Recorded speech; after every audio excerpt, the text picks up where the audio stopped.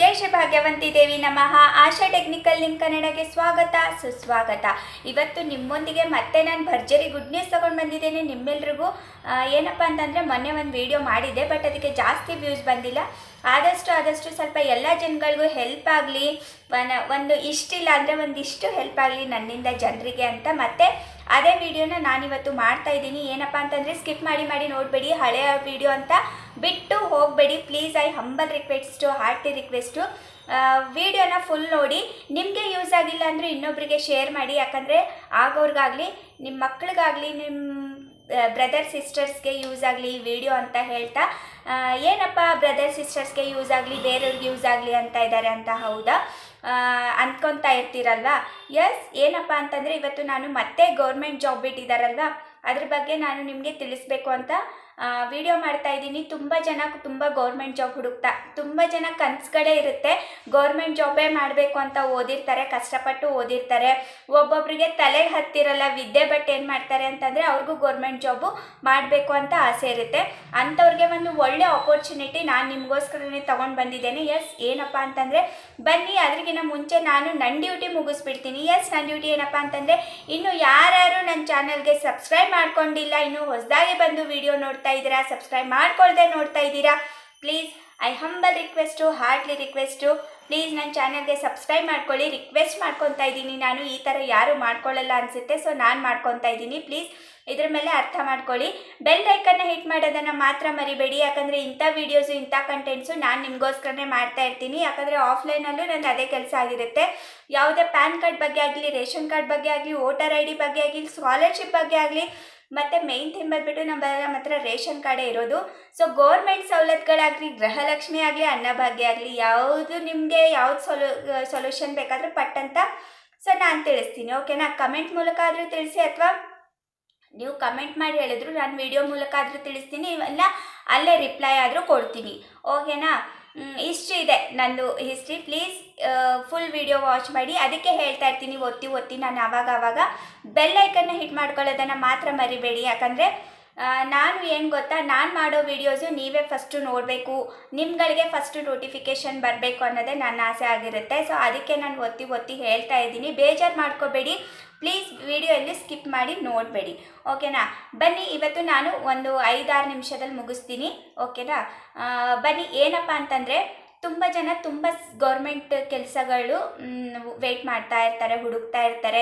ಯಾಕಂದರೆ ತುಂಬ ರಜೆಗಳಿರುತ್ತೆ ಅದರಲ್ಲಿ. ಸೆಕೆಂಡ್ ಸ್ಯಾಟರ್ಡೇಸು, ಫೋರ್ತ್ ಸ್ಯಾಟರ್ಡೇ, ಮತ್ತು ಹಬ್ಬಗಳು, ಮತ್ತು ಸೆಂಟ್ರಲ್ಲಿ ಆ ರಾಜ್ಯೋತ್ಸವ, ಮತ್ತು ಕನಕದ ಜಯಂತಿ, ಅದು ಇದು ಅಂತ ಎಲ್ಲ ರಜೆ ಇದ್ದೇ ಇರುತ್ತೆ.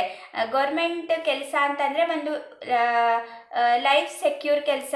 ಮುಂದೆ ಪೆನ್ಷನ್ ಬರ್ತಾ ಇರುತ್ತೆ, ದುಡ್ಡು ರಿಟೈರ್ಡ್ ಆದ ತಕ್ಷಣ ದುಡ್ಡು ಬರುತ್ತೆ.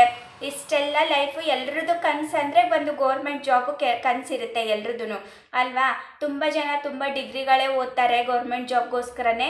ಇತ್ತೀಚೆಗೆ ಗೌರ್ಮೆಂಟ್ ಜಾಬ್ ಯಾರು ಇದು ಮಾಡ್ತಾ ಇಲ್ಲ, ಎಲ್ಲ IT ಕಂಪನಿಗಳಿಗೆ ಹೋಗ್ತಾರೆ. ಬೇಗ ಏನು ಮಾಡ್ತಾರೆ ಅಂತಂದರೆ, ಇವಾಗ ಮೈಂಡ್ಸೆಟ್, ಈಗಿನ ಜನ್ರೇಷನ್ ಮೈಂಡ್ಸೆಟ್ ಏನಿರುತ್ತೆ ಅಂತಂದರೆ, IT ಕಂಪನಿಗಳಿಗೆ ಜಾಯ್ನ್ ಆಗೋದು, ಬೇಗ ದುಡಿಯೋದು, ಬೇಗ ರಿಲ್ಯಾಕ್ಸ್ ಮಾಡೋದು, ಆ ಥರ ಇರುತ್ತೆ. ಬಟ್ ಇವಾಗಲೂ ಸ್ವಲ್ಪ ಜನಗಳಿಗೆ ಓದಿಲ್ಲ ಅಂಥವ್ರು ಏನು ಮಾಡ್ತಾರೆ ಅಂತಂದರೆ, ನಮಗೆ ಒಂದು ಗೌರ್ಮೆಂಟ್ ಜಾಬ್ ಇದ್ದಿದ್ರೆ ಎಷ್ಟು ಚೆನ್ನಾಗಿರ್ತಿತ್ತು ಅಂತ ಇರುತ್ತೆ. ಓಕೆ, ಇವಾಗ ಸಿಗ್ತಾ ಇದೆ ಗೌರ್ಮೆಂಟ್ ಜಾಬ್ ಸಿಗ್ತಾ ಇದೆ ಅಂತಂದ್ರೂ, ಅಯ್ಯೋ ನಮಗೆ ವಯಸ್ಸೇ ಇಲ್ಲ, ಇವಾಗ ಏನು ಮಾಡೋದು, ಹೆಂಗೆ ಮಾಡೋದು ಗೌರ್ಮೆಂಟ್ ಜಾಬು ಅಂತ ಇರ್ತಾರೆ. ಓಕೆನಾ? ಅಂಥವ್ರಿಗೆ ಒಂದು ಒಳ್ಳೆ ಆಪರ್ಚುನಿಟಿ ನಾನು ನಿಮಗೋಸ್ಕರನೇ ತಂದಿದ್ದೇನೆ. ಎಸ್, ಏನಪ್ಪ ಅಂತಂದರೆ ಪೋಸ್ಟ್ ಆಫೀಸಲ್ಲಿ ನಿಮಗೆ ಆನ್ಲೈನ್ ಅಪ್ಲಿಕೇಶನ್ ಬಿಟ್ಟಿದ್ದಾರೆ. ಓಕೆನಾ? ಆನ್ಲೈನ್ ಅಪ್ಲಿಕೇಶನ್ ಬಿಟ್ಟಿದ್ದಾರೆ. ಆಲ್ರೆಡಿ ಒಂದು 15 ದಿವಸನೇ ಆಯಿತು, ಇನ್ನು 15 ಡೇಸ್ ಇದೆ ಅಪ್ಲೈ ಮಾಡೋಕ್ಕೆ. ಅದಕ್ಕೆ ಡಾಕ್ಯುಮೆಂಟ್ಸ್ ಏನಂದರೆ ಏನೂ ಇಲ್ಲ ನಿಮಗೆ. ಅಯ್ಯೋ ಇವಾಗ ಎಲ್ಲ ಇದೆ ನಮ್ಮ ಹತ್ರ, ವಯಸ್ಸಿದೆ, ಆಮೇಲೆ ಅಪ್ಲೈ ಮಾಡೋಕ್ಕೆ ಆಪರ್ಚುನಿಟಿ ಇದೆ, ಬಟ್ ಡಾಕ್ಯುಮೆಂಟ್ಸ್ ಏನೇನೋ ಕೇಳ್ತಾ ಇದ್ದಾರಲ್ಲ, ಅದು ಟೆನ್ಷನ್ ಬೇಡ ನಿಮಗೆ. ಏನಪ್ಪ ಅಂತಂದರೆ ನಿಮಗೆ ಜಸ್ಟ್ ಆಧಾರ್ ಕಾರ್ಡು, ಮತ್ತು 10th ಮಾರ್ಕ್ಸ್ ಕಾರ್ಡು, ಮತ್ತು ಫೋಟೋ ಒಂದು, ಮತ್ತು ಸಿಗ್ನೇಚರು, ಇಷ್ಟಿದ್ರೆ ಸಾಕು, ಇನ್ನೇನು ಬೇಡ. ಆ್ಯಕ್ಚುಲಿ ನಾನು ಅಪ್ಲೈ ಮಾಡಬೇಕು, ನಾನು ಇನ್ನು ಅಪ್ಲೈ ಮಾಡಿಲ್ಲ, ಬಟ್ ನಾನು ಎಲ್ರದ್ದು ಅಪ್ಲೈ ಮಾಡಿದ್ದೀನಿ, ನಮ್ಮ ಅತ್ತಿಗೆದು ಮಾಡಿದ್ದೀನಿ, ಎಲ್ರದ್ದು ಮಾಡಿದ್ದೀನಿ. ಅಂತಂದರೆ ಯಾವಾಗ ಯಾರ ಲಕ್ಕು ಹೆಂಗೆ ತಿರುಗುತ್ತೋ ಗೊತ್ತಿಲ್ಲ, ಟರ್ನ್ ಆಗುತ್ತೋ ಗೊತ್ತಿಲ್ಲ. ಸೊ ಹಾಗಾಗಿ ನಾವು ಒಂದು ಕಲ್ಲು ಎಸೆಯೋದನ್ನೇ ಎಸಿಬೇಕು, ಅದು ಹಣ್ಣಿಗೆ ಹೋಗಿ ಹತ್ತುತ್ತೋ ಬಿಡುತ್ತೋ ಅದು ಸೆಕೆಂಡ್ರಿ. ಓಕೆನಾ ಅಲ್ವಾ? ಸೊ ನಾವು ಟ್ರೈ ಮಾಡ್ತಾ ಇರಬೇಕಂತೆ. ಏನು ಒಂದು 100 ರೂಪಾಯಿ ಅಪ್ಲಿಕೇಶನ್ ಚಾರ್ಜ್ ಇರುತ್ತೆ. ಅದನ್ನು ಎಲ್ಲೋ ಹೋಗಿ ಎಲ್ಲೋ ಖರ್ಚು ಮಾಡಿಬಿಡ್ತೀವಿ. ನಾವು ಒಂದು ಪಾನಿಪುರಿ ತಿಂದರೆ 100 ರೂಪಾಯಿ ಖರ್ಚಾಗ್ತಾ ಇದೆ ಇವಾಗ ಅಲ್ವಾ. ಸೊ ಹಾಗಾಗಿ ನೀವು ಹೋಗಿ ನಿಮ್ಮ ಹತ್ತಿರದ ಸೈಬರ್ ಝೋನ್ ಆಗಲಿ ಎಲ್ಲೇ ಆನ್ಲೈನ್ ಅಪ್ಲಿಕೇಶನ್ ಬಿಟ್ಟಿದ್ದಾರೆ, ಇದಕ್ಕೇನಿಲ್ಲ. ಜಸ್ಟ್ ನೀವು ಮನೇಲೂ ಮಾಡ್ಕೋಬೋದು, ಹೇಳಬೇಕಂದ್ರೆ ಮನೇಲೂ ಮಾಡ್ಕೋಬೋದು. ನಾನು ಬೇಕಾದರೆ ನಿಮಗೆ ಡಿಸ್ಕ್ರಿಪ್ಷನಲ್ಲಿ ಲಿಂಕ್ ಹಾಕಿರ್ತೀನಿ. ಅದನ್ನೇ ನೀವು ಆ ಡಿಸ್ಕ್ರಿಪ್ಷನ್ ನೀವು ಡೈರೆಕ್ಟ್ ಲಿಂಕ್ ಓಪನ್ ಆಗುತ್ತೆ, ನೀವು ಡೈರೆಕ್ಟೇ ಅದನ್ನು ಅಪ್ಲೈ ಮಾಡ್ಕೋಬೋದು. ಓಕೆನಾ. ಬೇಕಾದರೆ ಇದಕ್ಕೆ documents Aadhaar card, 10th marks card, ಯಾವುದೇ ಕ್ಯಾಸ್ಟ್ ಇನ್ಕಮ್ ಇಲ್ಲ, ಏನೂ ಇಲ್ಲ. ಅಲ್ಲೇ ಕೇಳುತ್ತೆ ನೀವು ಜನರಲ್ಲ, SC ನ ST ನ ಅಥವಾ OBC ನ ಎಲ್ಲ ಕೇಳುತ್ತೆ. ಅಲ್ಲೇ ಹಾಕಿದ್ರೆ ಅದಕ್ಕೆ ಕ್ಯಾಸ್ಟ್ ಇನ್ಕಮ್ ID ನಂಬರ್ ಏನೂ ಕೇಳಲ್ಲ. ಫಸ್ಟ್ ಆಫ್ ಆಲ್ ಹೇಳಬೇಕು ಅಂದರೆ ಏನೂ ಕೇಳಲ್ಲ. ಜಸ್ಟ್ ನಿಮ್ಮದು ಅಡ್ರೆಸ್ ಕೇಳುತ್ತೆ, ಮತ್ತು ನಿಮ್ಮ ಹೆಸರು, ನಿಮ್ಮ ತಂದೆ ತಾಯಿ ಹೆಸರು, ಮತ್ತು ನಿಮ್ಮದು ಕ್ಯಾಸ್ಟ್ ಯಾವ್ದು ಬರುತ್ತೆ, ಫೋಟೋ, ಸಿಗ್ನೇಚರ್, 10th ಮಾರ್ಕ್ಸ್ ಕಾರ್ಡ್ದು ಮಾರ್ಕ್ಸ್ ಎಷ್ಟಿದೆ ಫುಲ್ಲು. ಆಮೇಲೆ ಒಂದರಲ್ಲಿ ಒಂದು 30 ಈ ಥರ ಇದ್ದರೆ ತೊಗೊಳ್ಳಲ್ಲ, ಸ್ವಲ್ಪ ಹೈ ಇರಬೇಕು. 35 ಅಟ್ಲೀಸ್ಟ್ ಎಲ್ಲದರಲ್ಲಿ ಒಂದು 35 ಆದರೂ ಇರಬೇಕು. ಒಂದರಲ್ಲೂ 30 ಇದ್ದರೆ ಅದು ತೊಗೊಳ್ಳಲ್ಲ. ಓಕೆನಾ. ಇದನ್ನು ನೋಡ್ಕೊಳ್ಳಿ ನೀವು ಬೇಕಾದರೆ. ಓಕೆನಾ.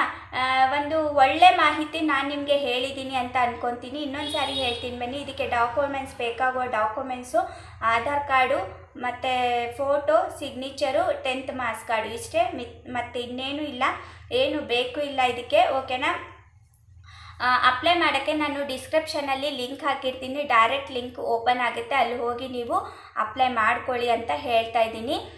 ಈಸಿ ಮೆಥಡ್ ಇದೆ, ಏನು ಕೇಳಲ್ಲ ಇದರಲ್ಲಿ. ಇನ್ನೊಂದು ಸಾರಿ ಹೇಳ್ತಾ ಇದ್ದೀನಿ, ಈಸಿ ಮೆಥಡ್ ಇದೆ. ನೀವು ಮನೆಯಲ್ಲೂ ಅಪ್ಲೈ ಮಾಡ್ಕೋಬೋದು, ಆರಾಮಾಗಿ ಅಪ್ಲೈ ಮಾಡ್ಕೋಬೋದು. ಇದು ಬಂದುಬಿಟ್ಟು ಪೋಸ್ಟ್ ಆಫೀಸಲ್ಲಿ ಪೋಸ್ಟ್ ಮ್ಯಾನ್ ಹುದ್ದೆಗಳು. ತುಂಬ ಜನ ತುಂಬ ಕನ್ಫ್ಯೂಷನ್ಸ್ ಏನಿದೆ ಅಂತಂದರೆ, ಮೇಡಮ್ ಪೋಸ್ಟ್ ಮ್ಯಾನ್ ಹುದ್ದೆಗಾಗಿ ನಿಮಗೆ ಗಾಡಿ ಏನಾದರೂ ಕೇಳ್ತಾ ಇದ್ದಾರಾ, ಲೇಡೀಸ್ಗಾಗಲಿ ಜೆಂಟ್ಸ್ಗಾಗಲಿ ಇಬ್ರಿಗೂ ಇದೆಯಾ ಅಂತ ತುಂಬ ಜನ ನನಗೆ ಫೋನ್ ಮಾಡಿ ಕೇಳ್ತಾಯಿದ್ರು ಆಫೀಸಲ್ಲಿ. ಸೊ ನಾನು ಹೇಳಿದೆ ಹಾಗೇನೂ ಇಲ್ಲ, ಗಾಡಿನೂ ಕೇಳಿಲ್ಲ. ಆಮೇಲೆ ಹೆಣ್ಮಕ್ಳಿಗೆ ಗಂಡು ಮಕ್ಕಳಿಗೆ ಅಂತ ಏನೂ ಇಲ್ಲ, ನೀವು ಯಾರು ಬೇಕಾದರೂ ಅಪ್ಲೈ ಮಾಡ್ಕೋಬೋದು. ಇದು ಇವಾಗ ಹೆಣ್ಮಕ್ಳು ಕಟ್ಟಿಂಗ್ ಶಾಪಲ್ಲೇ ಇದ್ದಾರಂತೆ, ಇದು ಪೋಸ್ಟ್ ಮ್ಯಾನ್ ಕೆಲಸ ಮಾಡಲ್ವಾ. ಹೆಣ್ಮಕ್ಳು ಯಾವುದಕ್ಕೂ ಕಮ್ಮಿ ಇಲ್ಲ ಗುರು ಅಂತ ಎಲ್ಲ ಪ್ರೂವ್ ಮಾಡ್ತಾ ಇದ್ದೀವಿ ನಾವು ಹೆಣ್ಮಕ್ಳು. ಇದಕ್ಕೆ ವಯಸ್ಸಿನ ವಯೋಮಿತಿ ಏನಪ್ಪ ಅಂತಂದರೆ ನಿಮಗೆ 18ರಿಂದ 40 ವರ್ಷದವರೆಗೂ ಇದೆ. 18 to 40 years ವಯೋಮಿತಿ ಇದೆ. ವಯಸ್ಸಿನ ವಯೋಮಿತಿ ಬಂದುಬಿಟ್ಟು 18ರಿಂದ 40 ವರ್ಷದವರೆಗೂ ಇದೆ. ಆರಾಮಾಗಿ ನೀವು ಅಪ್ಲೈ ಮಾಡ್ಕೋಬೋದು ಅಂತಲೇ ಹೇಳ್ತಾ ಇದ್ದೀನಿ. ಯಾಕಂದರೆ ಎಲ್ರಿಗೂ ಯೂಸ್ ಆಗಲಿ. ತುಂಬ ಜನ ತುಂಬ ಒಂದು 30-35 ಆಗಿರೋರು ಏನು ಮಾಡ್ತಾರೆ ಅಂದರೆ, ನಮಗೆ ಇವಾಗ ವಯಸ್ಸೇ ಇಲ್ಲ, ನಮಗೆ 30ವರೆಗೂ ಮಾತ್ರ ವಯಸ್ಸಿನ ವಯೋಮಿತಿ ಇರುತ್ತೆ, ನಾವಿವಾಗ ಅಪ್ಲೈ ಮಾಡ್ಕೊಂಡು ಏನು ಮಾಡೋಣ ಅಂತ ಇರ್ತಾರೆ. ಸೊ ಅಂಥವ್ರಿಗೆ ಇದು ಒಂದು ಒಳ್ಳೆ ಅಪರ್ಚುನಿಟಿ ಅಂತಲೇ ಹೇಳ್ಬೋದು. ಅದಾಗಿ ಮತ್ತು ಇದು central government job. Central government job ಸಿಗಬೇಕು ಅಂತಂದರೆ ಒಂದು ನಾವು ಪುಣ್ಯನೇ ಮಾಡಿರಬೇಕು ಹೇಳಬೇಕು ಅಂದರೆ. ಆ್ಯಕ್ಚುಲಿ ನನಗಿವಾಗ ನಾನು ಮಾತಾಡ್ತಾ ಇದ್ದೀನಿ ಅಂತಂದರೆ ನನಗೂ ಅಪ್ಲೈ ಮಾಡಬೇಕು, ನಾನು ಒಂದು ಸಾರಿ ಅಪ್ಲೈ ಮಾಡಿ ನೋಡಬೇಕು. ನಾನು ಒಂದು ಸಾರಿನೂ ಗೌರ್ಮೆಂಟ್ ಜಾಬ್ ಅಪ್ಲೈನೇ ಮಾಡಿಲ್ಲ. ಆ್ಯಕ್ಚುಲಿ ಹೇಳಬೇಕು ಅಂದರೆ ನಾನು 10th ಮಾರ್ಕ್ಸ್ ಅಷ್ಟೇ, ಬಟ್ ನಾನು ಒಂದೂ ಆ ಥರ ಅಪ್ಲೈ ಮಾಡೇ ಇಲ್ಲ. ಸೊ ನನಗೂ ಇವಾಗ ನಾನು ಹೇಳ್ತಾ ಇದ್ದರೆ ನಾನು ಇವಾಗ ಹೋಗಿ ಅಪ್ಲೈ ಮಾಡಬೇಕು, ನಾನೇ ಕೆಲಸ ನಂದೇ, ಬಟ್ ನಾನು ಅಪ್ಲೈ ಮಾಡ್ತಾ ಇಲ್ವಲ್ಲ ಅಂತ ನನಗೆ ಅನ್ನಿಸ್ತಾ ಇದೆ. ಇವಾಗ ನಿಜ ಖಂಡಿತ ಇವತ್ತು ನಾನು ನಂದು ಅಪ್ಲೈ ಮಾಡ್ತೀನಿ. ನಾನು ಡಾಕ್ಯುಮೆಂಟ್ಸ್ ತೊಗೊತೀನಿ ಅಂತ ಹೇಳ್ತಾ ನಾನು ಡಾಕ್ಯುಮೆಂಟ್ಸ್ ತೊಗೊಂಡೋಗಿ ಅಪ್ಲೈ ಮಾಡ್ತೀನಿ. ನೀವು ಮಾಡ್ಕೊಳ್ಳಿ, ಸಿಗಲಿ ಎಷ್ಟಾದರೂ ಬರಲಿ. ಅದಕ್ಕೆ ಸ್ಯಾಲ್ರಿ ಬಂದುಬಿಟ್ಟು ನಿಮಗೆ ಸ್ಟಾರ್ಟಿಂಗೇ 25,000 ಇದೆ. ಇದನ್ನು ಹೇಳ್ಬಿಡ್ತೀನಿ, ನಿಮಗೆ ಸ್ಟಾರ್ಟಿಂಗೇ ಸ್ಯಾಲ್ರಿ 25,000 ರೂಪೀಸ್ ಇರುತ್ತೆ. ಸೊ ಬೇಗ ಹೋಗಿ ತಡ ಮಾಡದೆ ನೀವುಗಳನ್ನ ಹೋಗಿ ಅಪ್ಲೈ ಮಾಡ್ಕೊಳ್ಳಿ ಅಂತ ಹೇಳ್ತಾ ಈ ವಿಡಿಯೋನ ನಾನು ಇಲ್ಲಿಗೆ ಮುಗಿಸ್ತೀನಿ. ಜಾಸ್ತಿ ಎಳೆದ್ಬಿಟ್ಟೆ ಅನಿಸುತ್ತೆ, ಸಾರಿ. ಈ ವಿಡಿಯೋ ಇಷ್ಟ ಆದರೆ ವಿಡಿಯೋನ ಲೈಕ್ ಮಾಡಿ, ಶೇರ್ ಮಾಡಿ, ಸಬ್ಸ್ಕ್ರೈಬ್ ಮಾಡಿ, ಮತ್ತು ಬೆಲ್ ಐಕನ್ನ ಹಿಟ್ ಮಾಡೋದನ್ನು ಮಾತ್ರ ಮರಿಬೇಡಿ ಪ್ಲೀಸ್. ನಿಮಗೋಸ್ಕರ ಕಷ್ಟಪಡ್ತಾ ಇರ್ತೀನಿ, ನಾನು ನಿಮಗೋಸ್ಕರವೇ ವಿಡಿಯೋ ಮಾಡ್ತಾ ಇರ್ತೀನಿ. ಸೊ ನಾನು ಕೆಲ್ಸಕ್ಕೆ ಹೋಗೋಂಗಿನ ಮುಂಚೆ ವಿಡಿಯೋ ಮಾಡಿ ಮತ್ತೆ ಬಂದು ಎಡಿಟ್ ಮಾಡಿ ಅಪ್ಲೋಡ್ ಮಾಡಿ, ಅದೆಲ್ಲ ನಿಮಗೋಸ್ಕರನೇ. ಸೊ ಪ್ಲೀಸ್ ನನಗೂ ಸಪೋರ್ಟ್ ಇರಲಿ ನಿಮ್ಮ ಕಡೆಯಿಂದ ಅಂತ ಹೇಳ್ತಾ ಈ ವಿಡಿಯೋನ ನಾನು ಇಲ್ಲಿಗೆ ಎಂಡ್ ಮಾಡ್ತೀನಿ. ಮತ್ತೆ ಹೊಸ ವಿಡಿಯೋ ಮತ್ತೆ ಹೊಸ ಕಂಟೆಂಟೊಂದಿಗೆ ಮತ್ತೆ ನಾಳೆ ಸಿಗ್ತೀನಿ. ಅಲ್ಲಿವರೆಗೂ ಬಾಯ್.